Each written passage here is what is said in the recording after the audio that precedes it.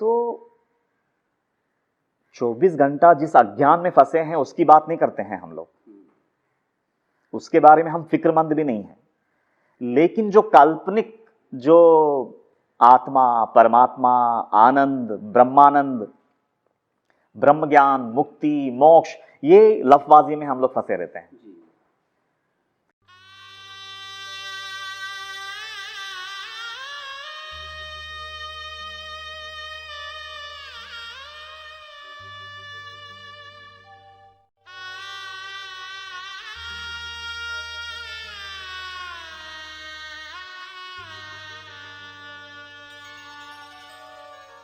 ओम साई राम। साई सच्चरित्र के 39वें अध्याय में भगवद गीता के 4थे अध्याय ज्ञान कर्म संन्यास योग के 34वें श्लोक तद्विद्धि प्रणिपातेन परिप्रश्नेन सेवया उपदेशन्ति ते ज्ञानम ज्ञानिनस्तत्वदर्शिनः का जिक्र है। कहानी कुछ ऐसी है। एक दिन बाबा के परम भक्त श्री नाना साहब चांदोरकर मस्जिद में बाबा के पैर दबाते हुए धीरे स्वर में कुछ बोल रहे थे। तो बाबा ने उनसे पूछा, नाना, यूं धीरे स्वर में क्या बोल रहे हो? थोड़ा जोर से बोलो तो मुझे भी सुनाई दे। बाबा की आज्ञा होते ही नाना साहब ने तद्विद्धि प्रणिपातेन यह पूरा श्लोक बाबा को सुनाया। तब बाबा ने नाना साहब से उस श्लोक का मतलब पूछा तो नाना साहब ने बड़ी नम्रता से अर्थ बताया कि किसी ज्ञानी व्यक्ति को नम्रता पूर्वक आदरपूर्ण भाव से अगर सवाल पूछे तो वे ज्ञान का उपदेश करते हैं। आरंभ में तो बाबा ने नाना साहब ने बताया हुआ अर्थ मान लिया, लेकिन बाबा नाना से कहने लगे कि नाना, इस श्लोक में जहां ज्ञान शब्द आता है उससे पहले एक अवग्रह आता है, जिसके कारण ज्ञान शब्द अज्ञान प्रतीत होता है। और अगर अज्ञान शब्द लेकर अर्थ लगाए तो क्या अर्थ होगा? बाबा की यह बात सुनकर नाना साहब थोड़े बौखलाए और सोच में पड़ गए कि ज्ञानी व्यक्ति अज्ञान का उपदेश क्यों करेंगे। दोस्तों, आज हम 21वीं सदी में जी रहे हैं, जहां हर कोई ज्ञान की और सकारात्मक विचारों की बात करता है, लेकिन इस श्लोक के माध्यम से बाबा हमें अज्ञान का उपदेश कर रहे हैं। और आज के दौर में भी यह उपदेश कैसे उपयुक्त है, इस बात पर हम आज के एपिसोड में रोशनी डालेंगे। ओम साई राम। तद्विद्धि प्रणिपातेन परिप्रश्नेन सेवया उपदेक्ष्यन्ति ते ज्ञानम् ज्ञानिनस्तत्त्वदर्शिनः। अध्याय 39वां। एक तरह से देखा गया तो क्रांतिकारी अध्याय है साईं सच्चरित्र का जी, क्योंकि वो अध्याय लिखने से पहले या बाबा ये लीला करने से पहले जितने भी संत, सत्पुरुष, सद्गुरु हुए हैं, जितने भी भाष्यकारों ने भगवद गीता पे भाष्य किया है, सभी ने मतलब उसका अर्थ वैसे ही लगाया कि ज्ञान का उपदेश करते हैं। जी, लेकिन वो भी सच्चे दिल से शरणागत होने के बाद, सच्चे दिल से प्रणिपात करने के बाद, सच्चे दिल से प्रश्न पूछने के बाद। सच्चे दिल से प्रश्न पूछने का मतलब है कुतर्क मन में रख करके पूछना नहीं। जी, सामने वाला मुझसे कहीं गुना ज़्यादा श्रेष्ठ है, ये भावना रखते हुए अपने आप को न्यौछावर करके जिज्ञासावश जानने की भावना से, मतलब जो तर्क कुतर्क को बाजू में रख करके जी, जी, श्रद्धा से जो सवाल पूछा जाता है वो है परिप्रश्न। वाह क्या बात है। और वो परिप्रश्न तक पहुंचने के लिए सेवा से गुजरना होगा। सबसे पहले ये कंडीशंस डाला गया है। जी, सेवा से गुजरने के बाद आपको प्रश्न पूछने का अधिकार है। जी, और फिर उसके बाद गुरु ज्ञान का उपदेश देते हैं। ऐसा चरित्रकारों ने, संतों ने, सद्गुरुओं ने, मतलब बाबा से पहले जितने भी भाष्यकारों ने मतलब ये श्लोक का अर्थ जो बताया वो बिल्कुल ज्ञान का उपदेश देते हैं, ऐसा ही बताया था। और आज एक तरह से देखा गया तो पहली बार बाबा बोल रहे हैं कि वहाँ पे साइलेंट छुपा हुआ है। जी, मैं उसका निर्माण नहीं कर रहा हूँ, वो अवग्रह है वहाँ पे। अगर जो ग्रामर को बेहतर जानते हैं, अवग्रह वहाँ छुपा हुआ है। अगर हम उसको लेते हैं, अगर वो छुपी हुई बात को हम स्वीकारते हैं, तो फिर अज्ञान का उपदेश देते हैं, ऐसा होगा। जी, जी, तो बाबा बोलते हैं हानि क्या है? अगर अज्ञान का उपदेश देते हैं, ऐसा अगर हम लेते हैं तो उसमें हानि क्या है? क्योंकि बाबा का कहना है कि बल्कि सारे शास्त्र ये बात को स्वीकारते हैं कि आत्मा जो है वो स्वयं सिद्ध है जी वो हमेशा से ही था, है और हमेशा रहेगा। उसको कोई ना बनाता है ना वो मिटती है। जी वो स्वयं सिद्ध है, स्वयंभू है और अनादिकाल से है और अनादिकाल तक वो बना रहेगा। जी जी उल्टा उसके ऊपर ये विश्व आरोपित है, जी उसका आवरण। आवरण है। तो मतलब जो चीज मिट नहीं सकती है, जो चीज बनी ही नहीं, वो मिटेगी कहां से? क्या बात है, वाह। तो वो तो हमेशा से ही है। तो सिर्फ उसके ऊपर ये विश्व का, ये ब्रह्मांड का आवरण चढ़ा हुआ है। तो बाबा को ये बोलना था कि अगर अवग्रह डाल करके अगर ये आवरण को हटाया जाए तो ज्ञान स्वतः सिद्ध है, वाह। स्वयंभू है। तो हकीकत में अज्ञान से ढका हुआ ज्ञान है, ज्ञान को पैदा नहीं किया जा रहा है। जी जी ज्ञान का आविष्कार नहीं हो रहा है, आत्मा का आविष्कार नहीं हो सकता, न ब्रह्म का आविष्कार हो सकता है, बनाया नहीं जा सकता। अगर उसको बनाया जाएगा तो फिर वो मिटेगा ही। जी जी इसलिए बाबा को बोलना था कि अज्ञान का आवरण है उसके ऊपर, उसको सिर्फ हटाना है तो ज्ञान स्वयंभू है, स्वयं प्रकाश है, उसकी प्रकाश को फिर कोई ना रोक पाएगा। वाह। खाली ढक्कन निकालना है जी जी तो फिर उसकी रोशनी तो है ही, उसे पैदा नहीं किया जा सकता। तो बाबा को यह बोलना था, तिमतिमाती झुगनुओं सी रोशनी बिखेरते तारे तो अनंत है, पर रात के अंधेरे को चीर कर सारे जहां को रोशन करने वाला सूरज तो एक ही होता है। वैसे ही ज्ञान का चर्चा का आनंद लूटने और लुटाने वाले तो करोड़ों होते हैं, पर अपनी खुद की अंधेरे को, अज्ञान को मिटाने वाला सच्चा भक्त तो कोई एक ही होता है।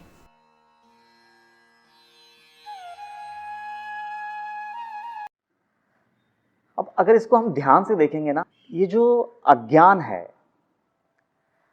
सबसे पहले तो एक सच्चा सद्गुरु वो है जो अपने शिष्य का अज्ञान को दिखा सके, उसको जी उसका अज्ञान का एहसास करा सकें, जी पहली बात। और दूसरा, सिर्फ दिखाए नहीं बल्कि उसके प्रति तड़प जगाने की सामर्थ्य रखता हो। वाह, क्या बात है। अगर ये दो क्वालिटीज किसी सद्गुरु में है कि सामने वाले शिष्य में अज्ञान का एहसास करा सके, पहला, और दूसरा वो अज्ञान के प्रति उसमें इतनी असीम तड़प पैदा कर सके कि वो जब तक वो अज्ञान से बाहर ना निकले उसको चैन ना आए। जी जी अगर ये दो काबिलियत किसी सद्गुरु में है, अगर ये दो काम कोई कर सकता है तो सच्चा सद्गुरु, ऐसा बाबा की नजरिया है। जी क्योंकि ये जो अज्ञान है ना, ये जैसा ज्ञान स्वतः सिद्ध है ना, वैसा अज्ञान भी अनादिकाल से है, उसकी भी एक परंपरा है। उसकी भी परंपरा है। क्योंकि हम लोग जो है विषय वासनाओं में 24 घंटा रमते रहते हैं, जी विकारों में 24 घंटा रम रहे हैं। ऐसा एक पल भी ऐसा छूटता नहीं जब हम लोग वो अज्ञान से ढके नहीं हैं, वो अज्ञान से हम लोग भरे नहीं हैं। तो 24 घंटा विषय वासनाओं में फंसे हैं, 24 घंटा विकारों में फंसे हैं। तो 24 घंटा जिस अज्ञान में फंसे हैं उसकी बात नहीं करते हैं हम लोग, उसके बारे में हम फिक्रमंद भी नहीं हैं।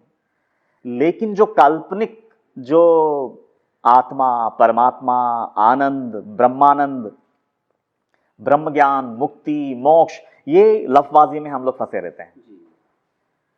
ये हमारे लिए तो अभी फिलहाल तो काल्पनिक है ना, क्योंकि उसका अनुभूति तो हमको आया नहीं है, लेकिन हमेशा उसकी चर्चा करते हैं हम लोग। लेकिन 24 घंटा जो अज्ञान हमको पीड़ित कर रहा है, जो हमको सता रहा है, 24 घंटा जिस अज्ञान में हम रम रहे हैं, एक तरह से हमारा श्वास बन चुका है वो अज्ञान, उसके बारे में हम बात नहीं करते। लेकिन काल्पनिक ज्ञान की बातें हम लोग बहुत करते हैं, टू बी वेरी हॉनेस्ट।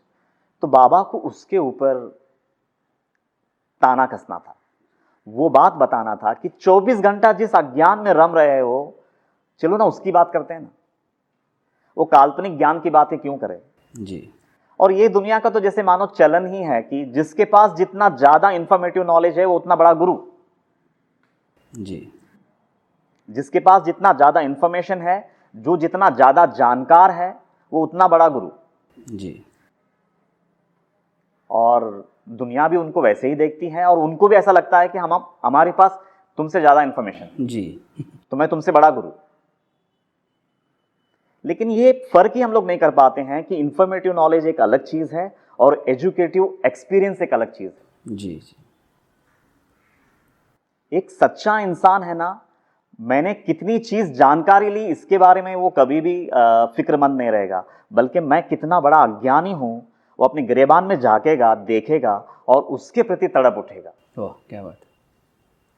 वो कभी भी मैंने इतना ज्यादा इंफॉर्मेशन बटोर लिया, मैंने इतना ज्यादा जान लिया, मैंने इतने सारे शास्त्र पढ़ लिए, मैंने इतने वेद पढ़ लिए, इतना नॉलेजेबल मैं बन गया, वो उसका गुमान नहीं रखेगा अगर एक सच्चा इंसान है तो, बल्कि वो अपना ज्ञान देखेगा कि मैं 24 घंटा इन चीजों में फंसा हुआ हूं, विषय वासनाओं में फंसा हूं, विकारों में फंसा हूं, अहंकार में फंसा हूं, अभिमान में फंसा हूं। जी जी बाबा को यही बोलना था कि वो जो इंफॉर्मेशन तुम बटोरते हो उससे अज्ञान का नाश नहीं होगा, उल्टा अज्ञान को बढ़ाएगा। बढ़ाएगा। जी तो एक तो बहुत ही गहराई से गुरु वो जो शिष्य में अज्ञान का एहसास करा सके, उसके प्रति सच्ची तड़प पैदा कर सके कि मैं कब इससे बाहर निकलूं। जी जी और सच्चा शिष्य वो जो इंफॉर्मेटिव नॉलेज के प्रति गुमान न करे, बल्कि मुझ में कितना ज्ञान भरा पड़ा है, जी जी जी वो हमेशा उसके प्रति फिक्रमंद रहे। ओके। तो ये दो चीजें हैं। नहीं तो क्या होगा ना कि इंफॉर्मेटिव नॉलेज हम लोग भरते जाएंगे और अहंकार और बढ़ेगा, अभिमान और बढ़ेगा। जी जी एग्जैक्टली। कभी भी हम नम्र नहीं हो सकेंगे, कभी भी हम लोग खुद के गिरेबान में झांकने की हमारी ताकत नहीं होगी, क्योंकि वो जो कचरा हम लोग जमा कर रहे हैं ना इंफॉर्मेशन का, बस उसका ही गुमान करके, और बार बार अगर समझे किसी ने कुछ इंफॉर्मेशन दिया तो उससे ज्यादा इंफॉर्मेशन मेरे पास है, जी फिर उसका अभिमान हमेशा सामने लाएंगे हम लोग। तो अहंकार का बढ़ावा हम देते रहेंगे।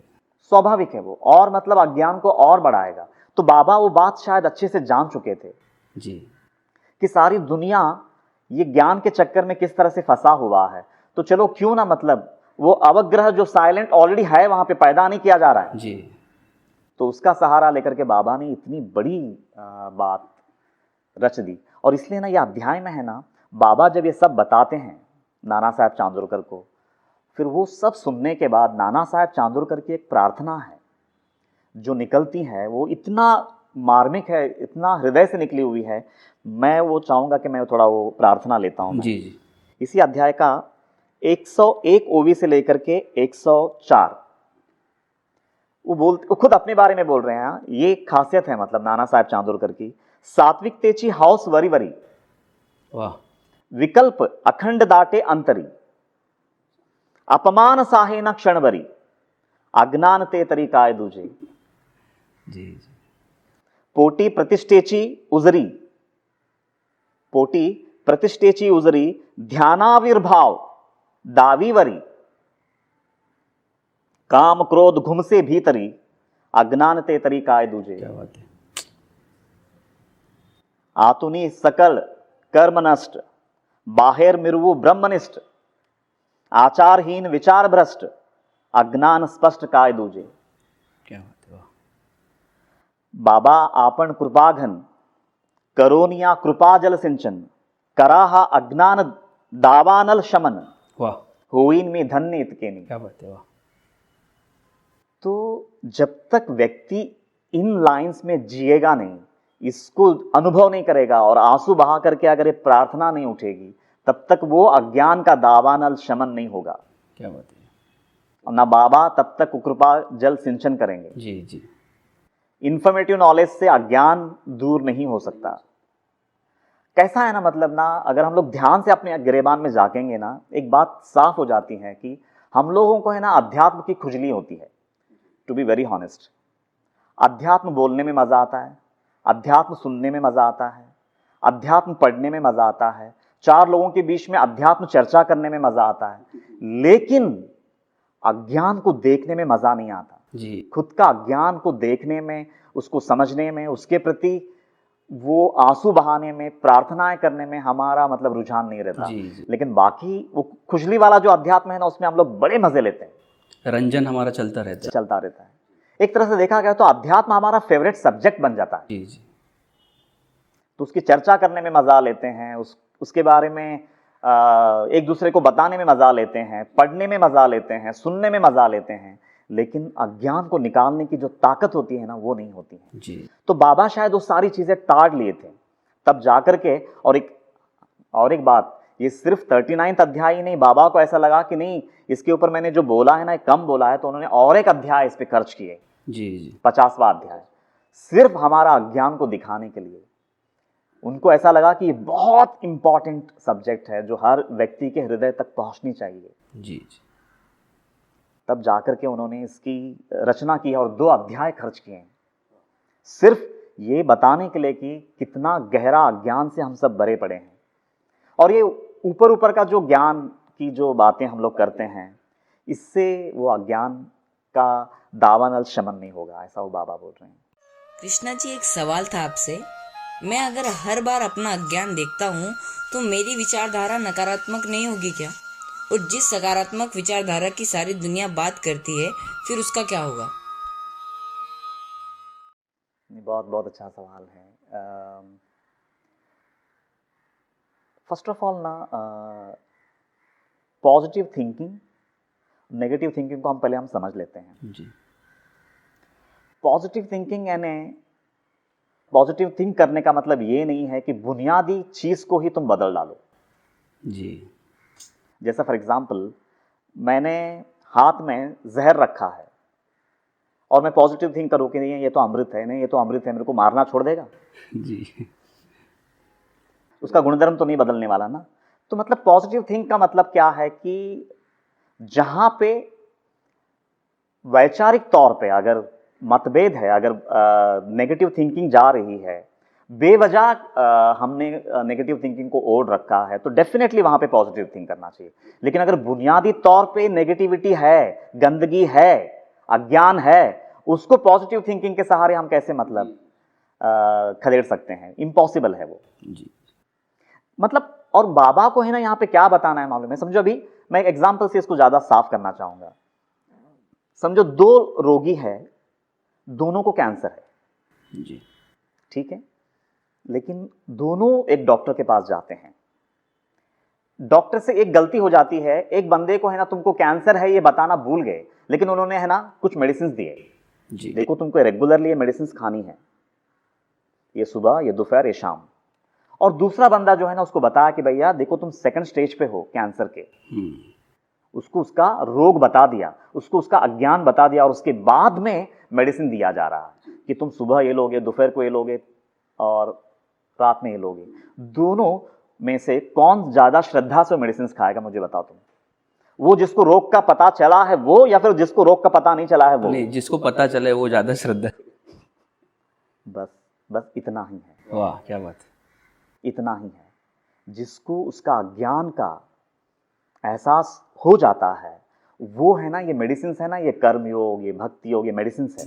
जी जी ध्यान योग, ज्ञान योग, जितने भी योग है, वो मेडिसिन को वो उतनी ही श्रद्धा से, वो हर पल सजग होकर के फिर वो सारी योग को करेगा, वो पुरुषार्थ करेगा, वो साधनाएं करेगा, उतनी ही सजगता के साथ, उतनी ही पूरी शिद्दत के साथ।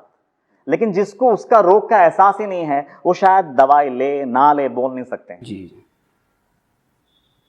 लेकिन अगर डॉक्टर ने डरा दिया कि देखो अगर ये नहीं लेते हो तो तुम मर जाओगे, तो वो कितनी श्रद्धा से लेगा। उसको उसका अज्ञान का एहसास कराया कि तुम 2nd स्टेज पे हो, जी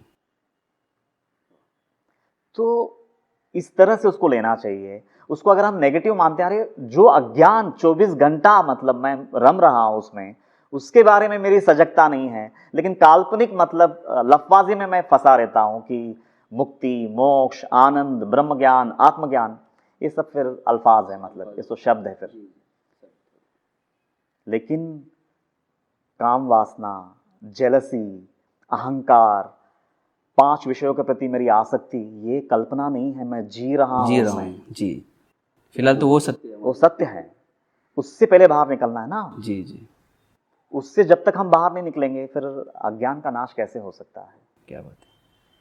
24 अध्याय का एक वो भी आता है, विषयी जयासी हव्यास परमार्थ न दरी तयाची आस तयावरी जो गालेल खास तयाचा दास परमार्थ। वाह, क्या बात है, वाह। तो जब तक उस पर काम नहीं किया जाएगा, और काम तब करोगे जब उसका एहसास होगा कि मेरे में इतनी सारी बीमारियां हैं, जी जी, मुझे इससे निजात पानी है। तो बाबा को ये बात एकदम क्लियरली समझाना था कि जिस अज्ञान से 24 घंटे तुम रम रहे हो उसके प्रति सजग हो जाओ, तो साधना अपने आप शुरू हो जाएगी और सच्चे दिल से करोगे, क्योंकि अज्ञान का एहसास हो चुका है।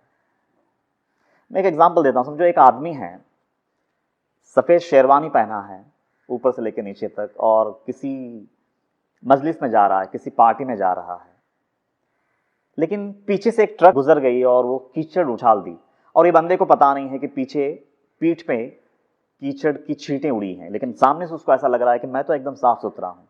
और वो पार्टी में जाता है, दुर्गंध आती है उसकी शेरवानी से। जी जी, तो लोग बोलते हैं आपको शायद अंदाज़ा नहीं है, आप सामने से तो बहुत अच्छे दिख रहे हैं, लेकिन पीछे आप अगर आप देखेंगे ना तो पूरा कीचड़ से सना हुआ है। तो वो शेरवानी ऐसा निकाल करके देखता है तो बदबू, वो पूरा कीचड़ से सना हुआ है। एक बार वो शेरवानी का वो दाग दिख जाए तो शांत रह पाएगा? नहीं, बिल्कुल नहीं। फिर वो पार्टी में वहाँ रुक पाएगा? नहीं। दौड़ेगा, पानी किधर है, दौड़ेगा साबुन किधर है, दौड़ेगा ब्रश किधर है, बस वही सब साधनाएं हैं वाह, क्या बात है। उसके लिए। लेकिन शेरवानी पीछे से धूली दूषित हो चुकी है, ये कोई बताने वाला चाहिए। जी, तो बाबा को शायद वही बोलना था।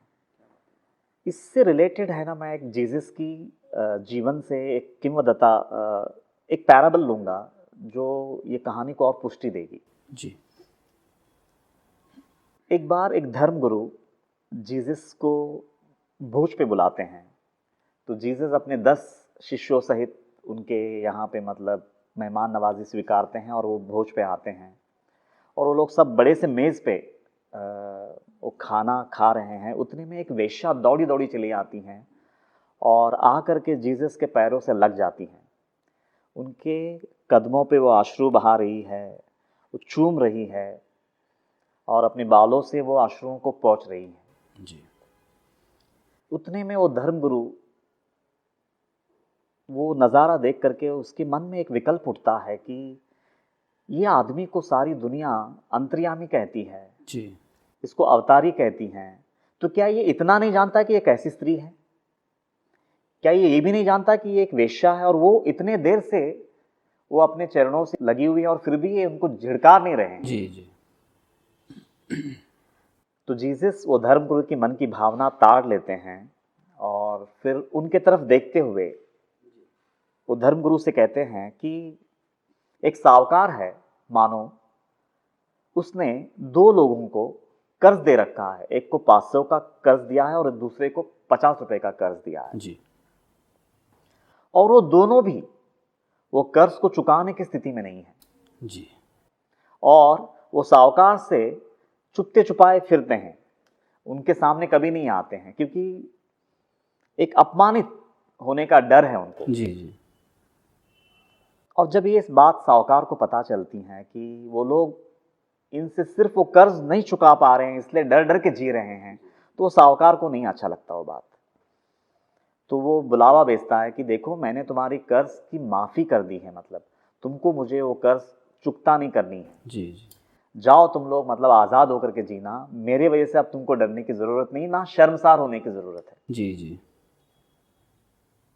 तो अब मैं अगर तुमसे सवाल पूछूं कि वो दोनों में से जिसका 50 रुपए का कर्ज माफी हुआ वो उस साहूकार से बेइंतहा मोहब्बत करेगा, या जिसका 500 का माफी हुआ वो ज्यादा प्यार करेगा उस साहूकार से? जिसका 500 का माफ़ी हुआ है वो ज़्यादा लगाव रहेगा उसको। रहेगा।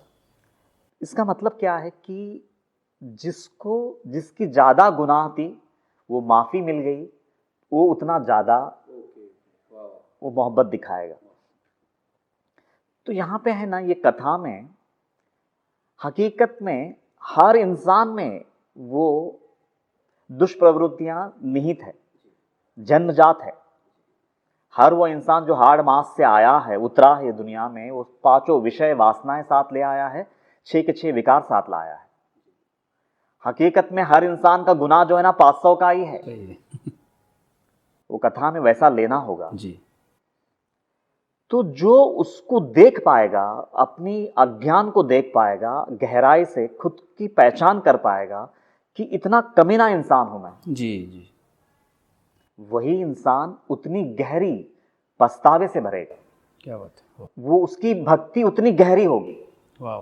क्योंकि पछतावे के आंसू बहाएगा। जी और जिसको समझो अपने अज्ञान का एहसास ही नहीं है, तो उसकी भक्ति कैसी होगी वो मालिक के प्रति? जमीन आसमान का अंतर होगा।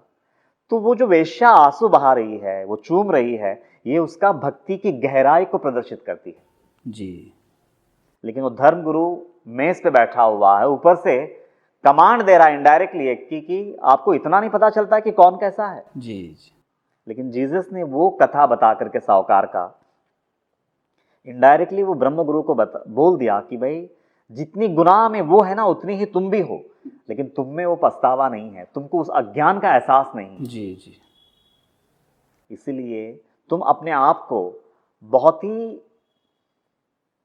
साफ दिल का या फिर मैं बहुत ईमान वाला व्यक्ति हूं, ऐसी तुम्हारी धारणा बन चुकी है। वो क्योंकि दिखावा तुम है। अपनी दिखावे की धारणा है वो, क्योंकि तुम अपने अज्ञान को देखने की क्षमता नहीं है तुम में, लेकिन वो वेश्या में है। तो मेरे नजर में वो धर्मगुरु है और तुम वेश्या हो, इनडायरेक्टली ये बोल दिया। वाह। तो बहुत गहरी बात है। बहुत गहरी बात है। इसलिए ना अगर ये पूरी कथा का अगर सार एक ओवी में आती है, ये जो पूरी लीला है तद्विद्य प्रणिपातेना का मतलब, वो 2 अध्यायों को मिलकर के एक ओवी में अगर हम समाना चाहे तो वो ओवी है इसी अध्याय का, अध्याय 39 ओवी नंबर 105, जहां पे नाना साहब चांदोरकर कहते हैं, न लगे मज ज्ञानाची गोटी, मला ज्ञानाची गोष्टी नको, न लगे मज ज्ञानाची गोटी, निरसा माझा अज्ञान कोटी। आहा क्या बात है। वाह। न लगे मज ज्ञानाची गोटी, निरसा माझ्या अज्ञान कोटी, ठेवा मजवरी कृपा दृष्टी, सुख संतुष्टी तेची मज। क्या बात है।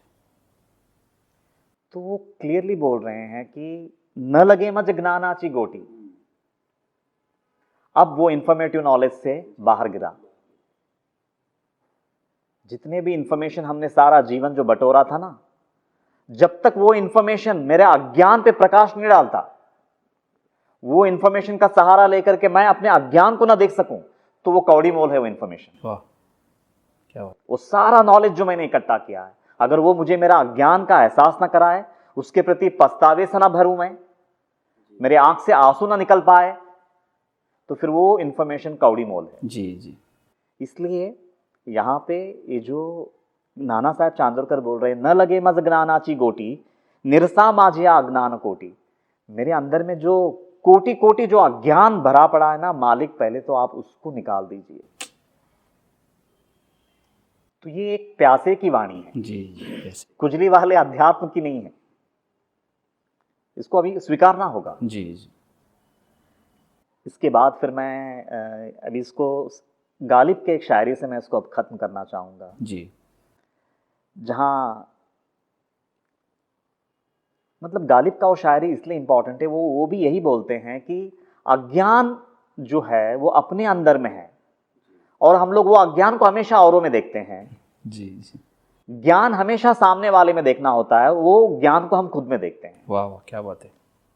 ये इंसानी फितरत है, और जब तक ये वृत्ति नहीं बदलेगी तो शायद बाबा की सच्ची कृपा हम पे नहीं बरसेगी। जी जी। तो वो बात को उजागर करता हुआ एक शायरी है गालिब का, मैं उस पर ये पूरा टॉक खत्म करना चाहूँगा। वो बोलते हैं, उम्र भर गालिब यही गुनाह करते रहे, उम्र भर गालिब यही गुनाह करते रहे, धूल चेहरे पर थी आईना साफ करते रहे। वाह क्या बात है।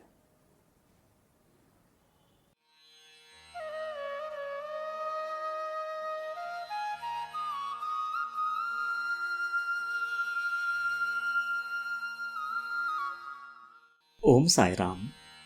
इस लीला के जरिए बाबा मानो हमसे कह रहे हैं, जैसे एक न दिखने वाला अदना सा अवग्रह पूरे ज्ञान की परिभाषा ही बदल दी, वैसे ही अनदेखा अज्ञान का एहसास पूरे ज्ञान की रूपरेखा ही बदल देगी। ज्ञान का अर्जन तो संभव ही नहीं, क्योंकि ज्ञान तो अजरामर है। बस अज्ञान का आवरण हट जाए तो ज्ञान बेशुमार है। जैसे धुआं से अग्नि, जैसे गर्भ से शिशु, जैसे ग्रहण से सूर्य ढका रहता है, वैसे ही अज्ञान से ज्ञान ढका रहता है। जितने प्रमाण में अज्ञान मिटता जाएगा, उतने ही प्रमाण में ज्ञान प्रकाशमान होता जाएगा। अज्ञान के एहसास के बगैर ज्ञान का उपार्जन तो गधे के पीठ पर ग्रंथों का भार जैसा है। ज्ञान का उपार्जन लाखों तारों को एक एक करके चुनने जैसा है, तो अज्ञान का नाश सूर्य के ग्रहण को निगलने जैसा है। इसीलिए ही कबीर जी कहते हैं, बुरा जो देखन मैं चला, बुरा न मिलिया कोई, जो दिल खोजा आपना, मुझसे बुरा न कोई। अंत में इस लीला पर मेरा हृदगत यही कहता है, ज्ञान का गुमान ही बहिर्मुखता है जो बेईमान है, और अज्ञान का एहसास ही अंतर्मुखता है जो ईमान है।